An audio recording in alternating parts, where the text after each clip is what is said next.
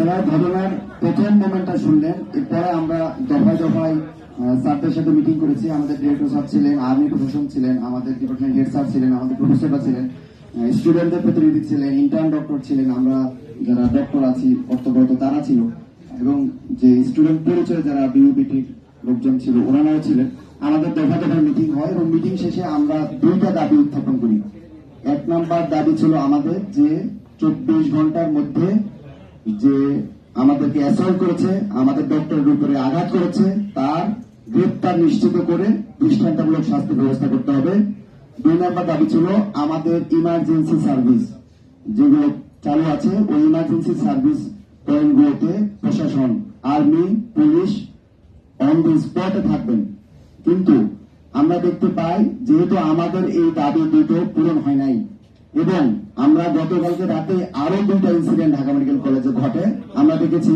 প্রথম ঘটনা হচ্ছে একজন রোগীকে বাইরে 2 গ্রুপ একজন আরেকজনকে চাপাতি দিয়ে মেরেছে, তার মৃত্যু নিশ্চিত হয় নাই, সে ঢাকা মেডিকেল কলেজে সেবা নিতে এসেছে, এবং ওই দুর্বৃত্তরা ঢাকা মেডিকেল কলেজের ইমার্জেন্সি কমপ্লেক্সের ভিতরে ঢুকে চাপাতি দিয়ে কুপিয়ে তার মৃত্যু নিশ্চিত করে দিয়েছেন। প্রথম একটা ইনসিডেন্ট। এখানে দেখলাম যে আমাদের রোগীও নিরাপদ না। সেকেন্ড ইনসিডেন্ট যে স্লিপিং পিল খেয়ে আমাদের ওসেক ডিপার্টমেন্টে এসেছে পেশেন্ট, এবং ওখানে ক্রনিক কিডনি ডিজিজের রোগী, ওখানে ডক্টররা ম্যানেজ করেছিল এবং আনফরচুনেটলি পেশেন্টটা মারা গিয়েছে। কুর্মিটুল্লাহ হাসপাতাল থেকে এসেছিলেন, এবং এই পেশেন্ট মারা যাওয়ার পরে আমার ইমার্জেন্সি মেডিকেল অফিসার থেকে শুরু করে ডক্টরদের উপরে ওখানে আরেকটা হামলা হয়, এর পরপর এবং ওষুধ ভাঙচুর করা হয়। পরপর 3টা ইনসিডেন্ট আমরা একদিনের মধ্যে দেখলাম। তো আমাদের যেহেতু 2টা দাবি ছিল, এবং এই 2টা দাবি আমরা আমাদের সুরাহা পাই নাই। আমাদের ডিরেক্টর স্যার আছেন, আর্মি আছেন, তারা আমাদের নিরাপত্তা নিশ্চিত করতে পারেন নাই। সেহেতু আমি সারা বাংলাদেশের সকল চিকিৎসক, মেডিকেল স্টুডেন্ট, ডক্টরের উদ্দেশ্যে আমাদের কিছু দাবি দেওয়া আমি পেশ করতে চাই। 1 নম্বর দাবি, অনতিবিলম্বে অপরাধীদের গ্রেপ্তার এবং দৃষ্টান্তমূলক শাস্তি নিশ্চিত করতে হবে। 2 নম্বর, ঢাকা মেডিকেল কলেজ সহ সকল উপজেলা, জেলা, সদর, বিভাগীয় হাসপাতাল সমূহে আর্মি সহ অন্যান্য সিকিউরিটি ফোর্স নিয়োগ করতে হবে, এবং ভবিষ্যতে চিকিৎসকদের নিরাপত্তা প্রদানে স্বাস্থ্য অধিদপ্তরের অধীনে, আমি আবার বলছি, স্বাস্থ্য অধিদপ্তরের অধীনে স্বতন্ত্র স্বাস্থ্য পুলিশ নিয়োগ বাস্তবায়ন করতে হবে।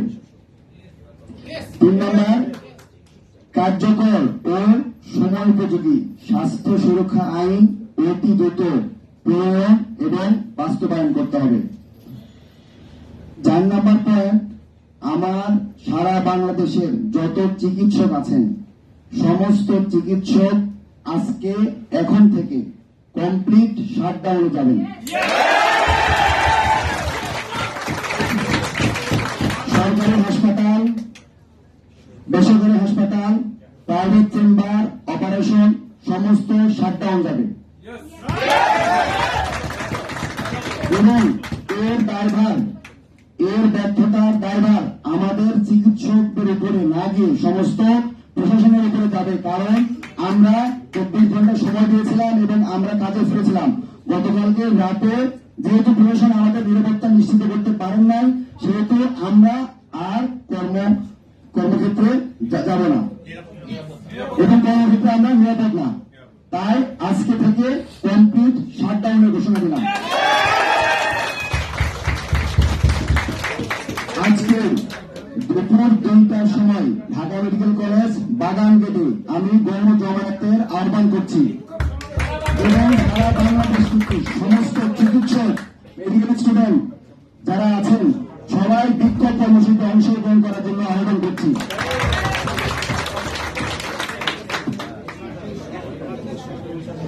ধন্যবাদ। আমি পরবর্তীতে কিছু কথা বলার জন্য ডক্টর জাবিরকে বলছি।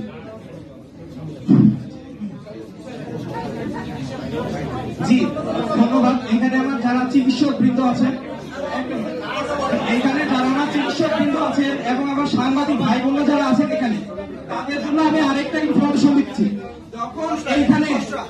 যখন এখানে আমরা বসেছি, আমার ডাক্তার নিরাপদ না এই ইনফরমেশন আপনাদের কাছে দিতে, তখন সরোয়ার্দী মেডিকেল কলেজে আমার ডাক্তারদের উপর হামলা হচ্ছে। তখন আমার সরোয়ার্দী মেডিকেল কলেজ ভাড়া হচ্ছে। একটা হাসপাতালে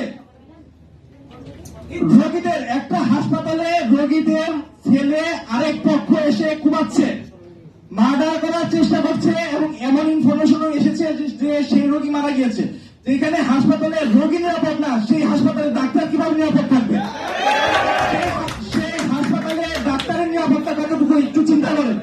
তো আমরা আসলে এখানকার ভাইয়েরা আজকে যে কথাটা বলেছেন যে আমরা দাবি দেওয়া তুলে ধরেছি এবং কমপ্লিট শাটডাউনে যাচ্ছি, এটার প্রেক্ষাপটে আমি আরেকটু বলতে চাই, ডাক্তারদের এইরকম সমস্যা বিগত 10 দিন 15 দিন ধরেই চলছে এই হাসপাতালে।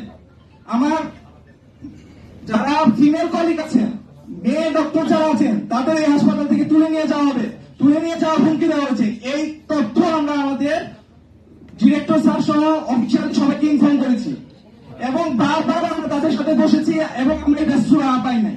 যেহেতু আমরা কোনোভাবে সুরাহা পাই নাই, তাই আমরা বাধ্য হয়ে আজকে কমপ্লিট শাটডাউন বলেন বা কর্মবিরতি বলেন বা স্ট্রাইক বলেন, আমরা যেতে বাধ্য হচ্ছি। আমাদের আজকে যেতে